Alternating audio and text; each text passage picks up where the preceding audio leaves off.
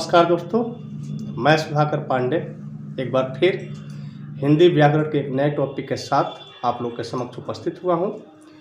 आशा करता हूं यह वीडियो आपके लिए भविष्य में आगामी परीक्षा में काफ़ी उपयोगी सिद्ध होगा।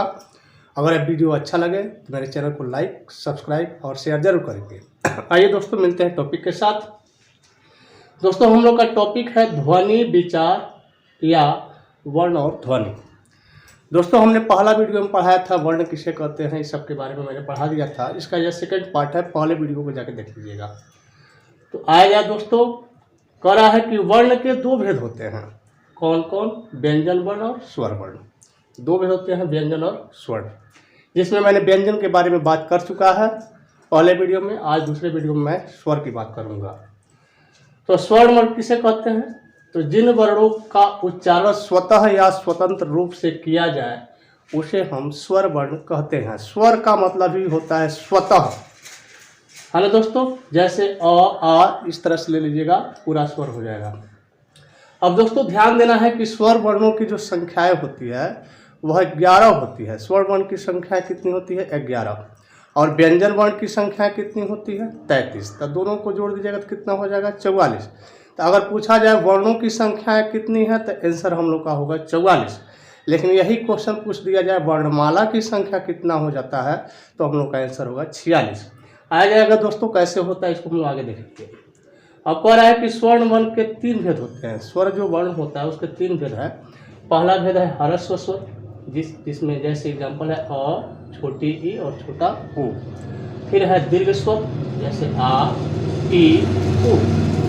संयुक्त स्वर, जैसे ए, ऐ, ओ। ए, ऐ और ओ, ये आपका संयुक्त स्वर हो जाएगा। अब एक दोस्त होता है पुलुत स्वर। पुलुत माने जिसे व्याकरण से हटा दिया गया, जैसे अन और अ। तो उसी पुलुत को हटा दीजिएगा तो आपका स्वर वर्णों की संख्या हो जाएगा 11। आप पुलुत स्वर को जोड़िएगा तो हो जाएगा 13। तो इस तरह से वर्णमाला में हो जाता है 46 और कुल वर्णों की संख्या हो जाता है 44। तो इस तरह से हम लोग का अगला जो पॉइंट है दोस्तों देखना है, कह रहा है कि बाह्य प्रयत्नों के अनुसार संपूर्ण व्यंजन को 2 भागों में बांटा गया है। ये भी बहुत इंपॉर्टेंट है दोस्तों। कह रहा है कौन कौन? अल्पप्राण और महाप्राण। अल्पप्राण किसे कहते हैं, महाप्राण किसे कहते हैं, इसको समझ लिया जाए। तो जिन वर्णों के उच्चारण करते समय मुंह से निकलने वाली श्वास की मात्रा बहुत कम मात्रा में बाहर निकलती हो उसे हम कहते हैं अल्पप्राण।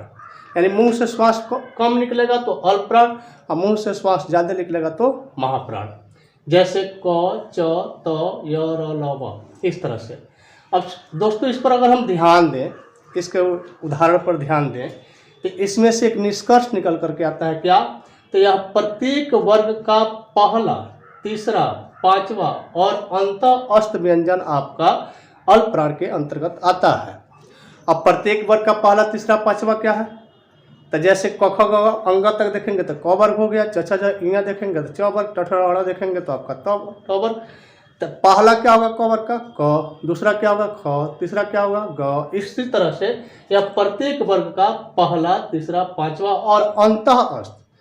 मैंने आपको व्यंजन वर्ण में पढ़ाया था कि उसके 3 भेद होते हैं। कौन कौन? स्पर्श व्यंजन, अंतःस्थ व्यंजन, उष्म व्यंजन और एक संयुक्त व्यंजन। 4 भेद हमने पढ़ा हुआ है। तो अंतःस्थ कौन है? यर, लव। उष्म कौन है? तलाब्य, मूर्धन्य, सदंश। तो इस तरह से सभी अंतःस्थ व्यंजन जो है आपका अल्पप्राण के अंतर्गत आएगा। अब दोस्तों हम लोग का है महाप्राण।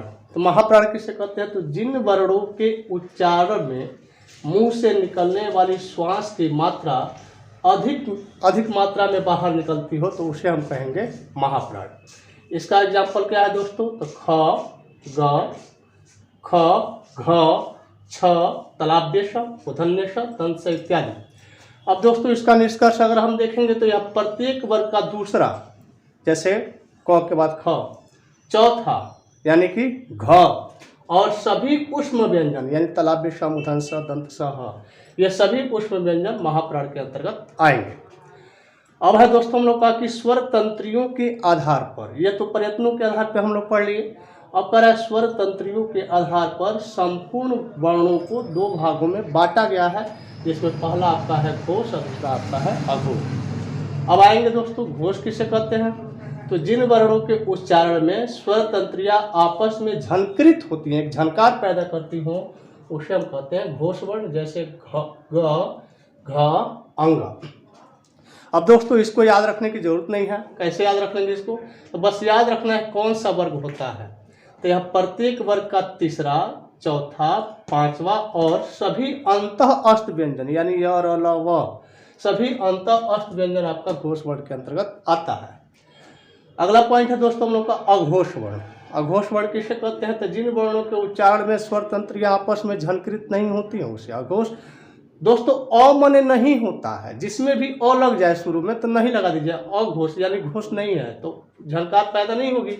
तो जिन वर्णों के उच्चारण में स्वर तंत्रियां आपस में झनकृत नहीं होती है उसे हम कहते हैं अघोष वर्ण।